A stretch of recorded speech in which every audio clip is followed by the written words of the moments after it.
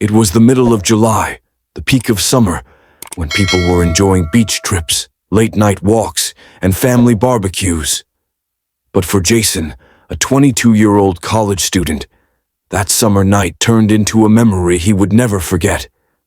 He had been working at a local diner to save money for the next semester, and after his late shift, he decided to take the shortcut home.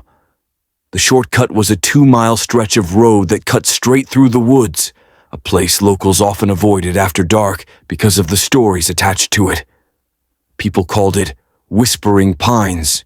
Some claimed they heard voices in the trees. Others swore they'd seen shadows moving without a source. Jason, being practical, always thought it was just superstition. That night, however, superstition turned into reality. The road was silent except for the crunch of gravel under his sneakers and the chirping of insects that echoed from the forest.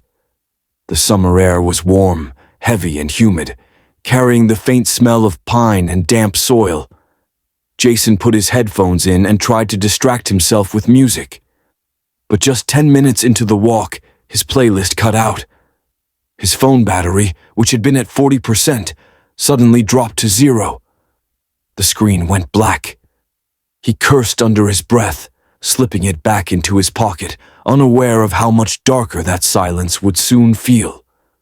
Without the music, he could hear everything: the shifting leaves, the snapping of twigs, the sound of the wind weaving through the branches. Then there was something else, a faint whisper. At first, he thought it was just the wind carrying distant sounds. But soon, the whisper became clearer, as if someone was speaking directly behind him. "Don't stop," the voice hissed. Jason froze, his heart slamming against his ribs. He spun around, expecting to see someone on the road. But there was nothing, just the empty stretch of asphalt fading into shadows. His throat tightened. He told himself it was his imagination and forced himself to keep walking, faster this time, his eyes darting left and right into the woods. After another minute, the whisper came again. Louder. This time it wasn't a hiss carried by the wind. It was a clear voice, right at his ear. "Keep going, or you'll see me." Jason stumbled forward, nearly tripping over his own feet. His breathing grew ragged, sweat dripping down his temples, but he didn't dare stop. He wanted to run, but some instinct told him that if he did, something would follow. His pulse hammered in his ears as he pressed forward, forcing his legs to keep moving. The atmosphere grew suffocating, as though the woods were closing in on him. He swore he could see movement in the trees, pale shapes darting between the trunks, always just out of focus. The whispers became a chorus now, overlapping, dozens of voices whispering at once. Some said his name, some laughed, others screamed. Jason broke. He sprinted down the road, his lungs burning, his eyes fixed on the faint glow of a streetlight at the end of the stretch. Behind him, the voices rose in pitch, a twisted symphony of whispers chasing him. His legs screamed with pain, but he didn't look back. He knew, deep down, that if he did, he would see something he could never forget. Finally, he burst out of the woods and into the glow of the streetlight, collapsing onto the pavement. His chest heaved, and the summer air now felt freezing cold against his sweat-soaked skin. The whispers stopped. The woods behind him went silent, unnaturally silent, as though nothing had ever been there. When he got home, Jason didn't tell anyone what happened. He couldn't explain it without sounding crazy. But from that night on, he never took Whispering Pines Road again. Even now, months later, he avoids the diner's late shift. He still hears it sometimes when he's alone at night, a faint whisper echoing in his ear. In late August, while the heat of summer still lingered, 19-year-old Emily decided to take a short trip with her best friend, Mia. They had been roommates at university and wanted a weekend escape before classes resumed. They chose to rent a small Airbnb cabin near a lake in upstate countryside, surrounded by forests. The listing showed beautiful photos, cozy wooden walls, a fire pit outside, and a private dock on the lake. It seemed perfect for two young women hoping to relax and forget about the stress of assignments and exams. The first day went smoothly. They arrived in the afternoon, unpacked their bags, and spent the evening swimming in the lake as the sun dipped behind the trees. By nightfall, they lit a small fire, roasted marshmallows, and laughed about old memories. Everything felt safe, quiet, and peaceful. They didn't know yet that something, or someone, was already watching them. Around midnight, Emily woke suddenly. The cabin was pitch black except for the faint moonlight slipping through the curtains. At first, she thought it was just the unfamiliar creaks of the cabin waking her up. Then she heard it. Footsteps.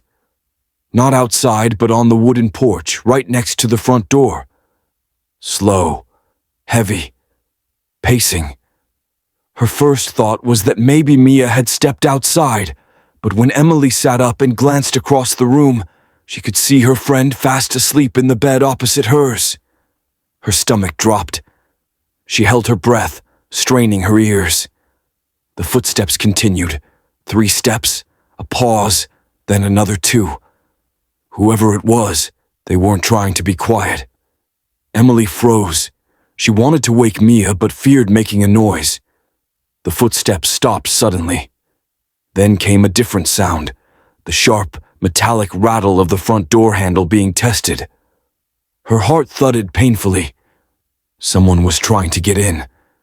Emily scrambled out of bed and shook Mia awake, clamping a hand over her mouth before she could scream.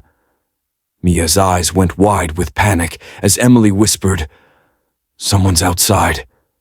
They both sat there in silence, clutching each other, listening. The rattling stopped. For a few seconds, everything was quiet. Then they heard the unmistakable sound of boots moving around the side of the cabin. Gravel crunching, wood creaking. The stranger was circling. Mia grabbed her phone and dialed 911 with shaking fingers, whispering into the speaker. But the operator's voice came back muffled and broken. The signal was too weak in the forest. Desperation filled the small room. The girls turned off every light and crouched beneath the window, peeking through a tiny gap in the curtain. That's when they saw him. A tall figure stood by the fire pit they had used earlier, his back to the cabin. He was just standing there, motionless, as if waiting. The fire pit's ashes glowed faintly in the moonlight, throwing eerie shadows across his silhouette. Minutes felt like hours. Then the figure slowly turned his head toward the cabin. Even from a distance, they could feel his eyes lock onto them. He knew they were watching. Emily yanked the curtain closed and stifled a sob. The girls didn't sleep at all. They huddled in silence until dawn, every creak of the cabin making them flinch. When the first rays of sunlight broke through the trees, they finally mustered the courage to look outside. The man was gone. But on the porch, smeared across the wood in thick black marker, was a message. "I'll come back when you're alone." Terrified, they packed their bags in minutes and fled the cabin, leaving most of their belongings behind. They called the police once they reached town, but by the time authorities arrived at the Airbnb, the porch had been scrubbed clean. No message, no footprints, nothing. Emily and Mia never returned to that cabin, and to this day, Emily says she wakes up some nights thinking she hears those same heavy footsteps outside her door. July had been unbearably hot in Texas, and for Daniel, a 28-year-old night shift security guard, the heat was the least of his problems. He worked at an old shopping complex that was slowly shutting down, with most stores already closed and only a few businesses still running. His job was simple: patrol the building, make sure no one broke in, and report anything unusual. But during that summer, Daniel experienced something that changed his view of empty buildings forever. It was around 2:30 a.m. on a Tuesday. The air was thick and humid, and the faint buzz of the fluorescent lights overhead only made the silence feel more oppressive. Daniel sat in the security office, scrolling through his phone while sipping from a bottle of lukewarm water. The cameras showed the usual empty hallways and locked storefronts. Nothing out of the ordinary, until one of the monitors flickered. At first, he thought it was just interference, but then he noticed it clearly. A figure standing in the middle of the corridor on the second floor. It looked like a woman, long hair draping over her shoulders, wearing what appeared to be a white dress. She wasn't moving. She was just standing perfectly still, facing the camera. Daniel blinked hard, leaning forward. The shopping complex had been locked since 10 p.m. No one should have been inside. His first thought was maybe a homeless person had slipped in somehow. He radioed in the sighting to his partner, but his partner was off that night. It was just him, alone. Gathering his courage, he grabbed his flashlight and started toward the second floor. Each step echoed against the concrete walls, bouncing down the empty halls. His boots squeaked against the polished tiles, and every sound seemed unnaturally loud in the deserted building. He reached the stairwell and climbed slowly, his flashlight cutting through the shadows. When he reached the top of the stairs, his blood ran cold. The hallway was completely empty. No woman, no movement, just silence. Confused, Daniel walked down the corridor, checking every corner, every locked door. Nothing. But when he returned to the stairwell, he froze. The air suddenly felt colder, almost icy, despite the sweltering summer night outside. That's when he noticed it, wet footprints on the floor. Small, bare, and glistening under the dim hallway light. They trailed down the hall and stopped right where he had seen the woman on the camera. His heart raced. He followed the prints with shaking hands, but they ended abruptly in the middle of the hall, as if the person had vanished into thin air. Uneasy, he decided to return to the office. But when he looked up at the nearest security camera, his stomach dropped. The monitor showed him standing there in the hallway, but behind him, just out of reach of his flashlight, the woman was standing again. Her head tilted unnaturally to the side, her long hair obscuring her face. Daniel spun around, shining his flashlight wildly. Nothing. The hallway was empty. Yet when he looked back at the monitor, she was still there, closer now, only a few feet behind him. Panic surged through him. He bolted down the stairs, his flashlight beam bouncing against the walls, his breath ragged.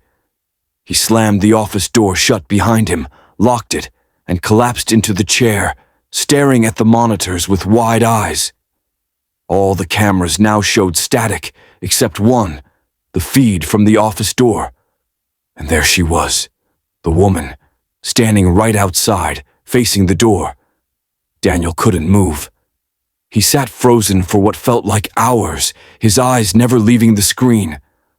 Finally, just before dawn, the image flickered and disappeared. The monitors returned to normal, and the hallway outside was empty. When the morning staff arrived, Daniel quit on the spot. He never returned to that building. The strangest part, when the next guard came in the following night, he called Daniel in tears, swearing that he had seen the same woman standing at the end of the corridor, watching him.